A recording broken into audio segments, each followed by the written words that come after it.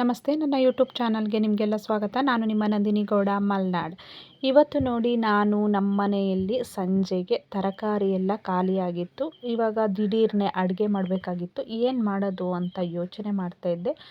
ಆಗ ತಕ್ಷಣಕ್ಕೆ ನನಗೊಂದು ಐಡಿಯಾ ಬಂತು. ಈ ರೀತಿ ರೈಸ್ ಮಾಡಿದ್ರೆ ಎಲ್ಲರೂ ಸಾಂಬಾರೇನು ಬೇಕಾಗಲ್ಲ, ಎಲ್ಲರೂ ಈ ರೀತಿ ರೈಸ್ ಮಾಡಿಕೊಂಡು ನೈಟ್ ಒಂದು ಹೊತ್ತು ತಿನ್ಬೋದು ಅಂತ ಅನ್ನಿಸ್ತು. ಅದಕ್ಕೋಸ್ಕರ ನಾನು ಈ ರೀತಿ ಮಾಡಿದೆ. ಫಸ್ಟು ನಾನು ಗ್ಯಾಸ್ ಹಚ್ಬಿಟ್ಟು ಕುಕ್ಕರ್ ಇಟ್ಟಿದ್ದೀನಿ. ಹಾಗೆಯೇ ಪಲಾವ್ ಎಲೆ, ಆಮೇಲೆ ಟೊಮೊಟೊ, ಈರುಳ್ಳಿ, ಎಣ್ಣೆ ಇದಿಷ್ಟು ಹಾಕ್ಬಿಟ್ಟು ಮಿಕ್ಸ್ ಮಾಡಿಕೊಂಡೆ. ಹಾಗೆಯೇ ಸ್ವಲ್ಪ ಅರಿಶಿನ ಪುಡಿನ ಹಾಕ್ತಾಯಿದ್ದೀನಿ ನೋಡಿ. ಅದನ್ನು ಹಾಕ್ಬಿಟ್ಟು ಸ್ವಲ್ಪ ಮಿಕ್ಸ್ ಮಾಡಿದೆ. ಚೆನ್ನಾಗಿ ಅದೆಲ್ಲ ಸ್ವಲ್ಪ ಬೇಯ್ಕೋಬೇಕು. ಅದಕ್ಕೋಸ್ಕರ ಸ್ವಲ್ಪ ಹೊತ್ತೆಲ್ಲ ತಿರುಗಿಸ್ತಾ ಇದ್ದೀನಿ. ಎಣ್ಣೆಯಲ್ಲಿ ಚೆನ್ನಾಗಿ ಬೆಂದರೆ ಚೆನ್ನಾಗಿರುತ್ತೆ ಅಂತ ಹೇಳಿಬಿಟ್ಟು ನೀವು ಎಲ್ಲ ಈ ರೀತಿ ಟ್ರೈ ಮಾಡಿ ನೋಡಬಹುದು. ಈ ರೀತಿ ರೆಡಿ ಮಾಡ್ಕೋಬಹುದು. ದಿಢೀರನೇ ಆಗುತ್ತೆ. ನನಗೆ ತುಂಬ ಈಸಿ ಆಯಿತು. ಅದಕ್ಕೋಸ್ಕರ ನಾನು ಈ ಥರ ಮಾಡಿದೆ. ನನಗೂ ತೋಟಕ್ಕೆಲ್ಲ ಹೋಗಿ ಬಂದು ಸುಸ್ತಾಗಿತ್ತಲ್ವ, ಏನು ಮಾಡೋದು ಅಂತ ಯೋಚನೆ ಮಾಡ್ತಿದ್ದೆ. ಇವಾಗ ಸಾಂಬಾರು ಮಾಡಿದ್ರೆ ಮತ್ತೆ ಬೆಳಗ್ಗೆ ಒಂದು ಸತಿ ಏನು ಮಾಡೋದು ಅಂತ ಅಂದ್ಕೊಂಡಿದ್ದೆ. ಬೆಂಡೆಕಾಯಿ ಪಲ್ಯ ಹಾಗೆ ಚಪಾತಿ ಮಾಡೋಣ ಅಂದ್ಕೊಂಡಿದ್ದೆ ಬೆಳಗ್ಗೆ. ಅದಕ್ಕೋಸ್ಕರ ಇವಾಗ ಸಾರು ಮಾಡಿದ್ರೆ ವೇಸ್ಟ್ ಆಗುತ್ತಲ್ಲ ಅಂತ ಹೇಳಿಬಿಟ್ಟು ಈ ಥರ ಮಾಡಿದೆ. ಸ್ವಲ್ಪ ಖಾರ ಮಾಡ್ಕೊಂಡಿದ್ದೀನಿ ನೋಡಿ.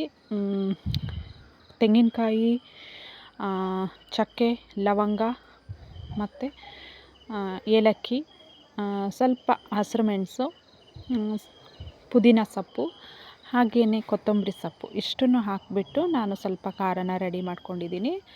ಇವಾಗ ಎಲ್ಲ ಹಾಕಿದ್ದೀನಿ ನೋಡಿ. ಇದಕ್ಕೆ ಸ್ವಲ್ಪ ಇವಾಗ ಉಪ್ಪನ್ನ ಹಾಕ್ತೀನಿ. ನಿಮಗೆ ಎಷ್ಟು ಬೇಕೋ ಅಷ್ಟು ಉಪ್ಪನ್ನ ಹಾಕ್ಕೊಳ್ಳಿ.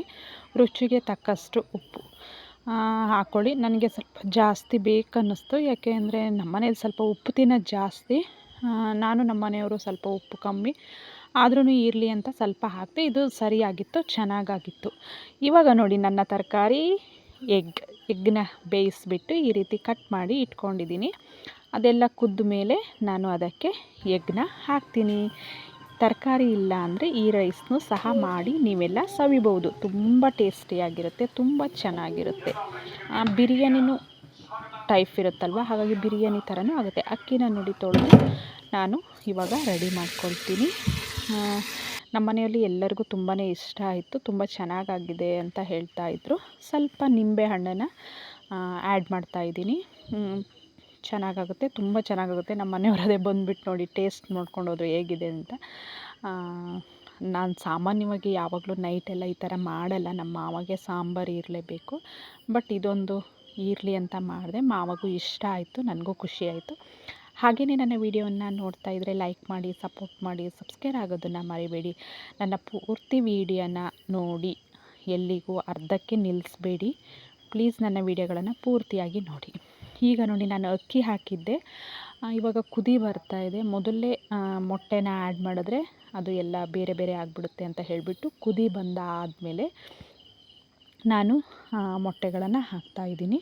ಕಟ್ ಮಾಡಿ ಹಾಕ್ತಾಯಿದ್ದೀನಿ. ಇಡೀ ಹಾಕಿದ್ರೆ ಖಾರ ಎಲ್ಲ ಅಷ್ಟು ಹಿಡಿಯಲ್ಲ ಅಂತ ಹೇಳಿಬಿಟ್ಟು ನಾನು ಕಟ್ ಮಾಡಿ ಹಾಕೊಳ್ತಾಯಿದ್ದೀನಿ. ನೀವು ಬೇಯಿಸ್ಬಿಟ್ಟು ಬೇಕಾದರೆ ಹಾಗೇನೂ ಹಾಕೋಬಹುದು. ಈ ರೀತಿ ನೋಡಿ ರೆಡಿಯಾಗಿದೆ. ಇವಾಗ ಕುದಿ ಬರ್ತಾಯಿದೆ. ಇನ್ನು ನಾನೇನು ಮಾಡ್ತೀನಿ ಅಂದರೆ ಕುಕ್ಕರ್ನ ವಿಷಲ್ ಹೊಡೆಸ್ತೀನಿ. ನಾನು 3 ವಿಷಲನ್ನು ಹೊಡೆಸ್ತೀನಿ. ಸಾಕು, 3 ಜಾಸ್ತಿ ಆಗಲ್ಲ. ನಾನು ಸೋನಾ ಮಸೂರಿ ಅಕ್ಕಿ ಎಲ್ಲ ತೊಗೊಂಡಿಲ್ಲ. ನಾವು ಮನೆಯಲ್ಲಿ ಬೆಳೆದಂತಹ ಅಕ್ಕಿನೇ ತೊಗೊಂಡಿದ್ದೀವಿ. ನೋಡಿ ರೆಡಿಯಾಗಿದೆ, ತುಂಬ ಚೆನ್ನಾಗಾಗಿದೆ. ಇದನ್ನು ಮೊಟ್ಟೆ ಎಲ್ಲ ಆ ಕಡೆ ಈ ಕಡೆ ಆಗಬಾರ್ದಲ್ವ, ಅದಕ್ಕೋಸ್ಕರ ನಿಧಾನವಾಗಿ ತಿರುಗಿಸ್ಕೊಳ್ಬೇಕು. ಆ ಕಡೆ ಈ ಕಡೆ ಆಗಬಾರ್ದು. ಆ ರೀತಿಯಲ್ಲಿ ಸೈಡಿಂದ ಹಾಕಿಬಿಟ್ಟು ಕ್ಲೀನಾಗಿ ತಿರುಗಿಸ್ಕೊಂಡ್ರೆ ನೋಡಿ, ನನ್ನ ಒಂದು ಎಗ್ ಬಿರಿಯಾನಿ ಅಂತನಾದರೂ ಅಂದ್ಕೊಳ್ಳಿ, ಪಲಾವ್ ಅಂತನಾದ್ರು ಅಂದ್ಕೊಳ್ಳಿ, ಎಗ್ ರೈಸ್ ಅಂತ ಅನ್ಬೇಕಾದ್ರೂ ಅಂದ್ಕೊಳ್ಳಿ, ಯಾವ ಹೆಸರು ಇದಕ್ಕೆ ಶೂಟ್ ಆಗುತ್ತೆ ಆ ಹೆಸರನ್ನ ಕರೆದಿರಿ. ನಾನಂತೂ ರೆಡಿ ಮಾಡಿದ್ದೀನಿ ನೋಡಿ. ತುಂಬ ಚೆನ್ನಾಗಾಗಿದೆ, ಟೇಸ್ಟಿಯಾಗಿದೆ. ನಮ್ಮನೆ ಮಕ್ಕಳಿಗಂತೂ ತುಂಬ ಇಂಟ್ರೆಸ್ಟ್ ಆಯಿತು. ನೀವು ಒಮ್ಮೆ ಈ ರೀತಿ ಟ್ರೈ ಮಾಡಿ.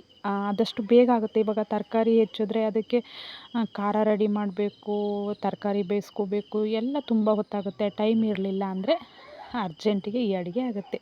ನೀವು ಟ್ರೈ ಮಾಡಿ. ಓಕೆ ಬಾಯ್.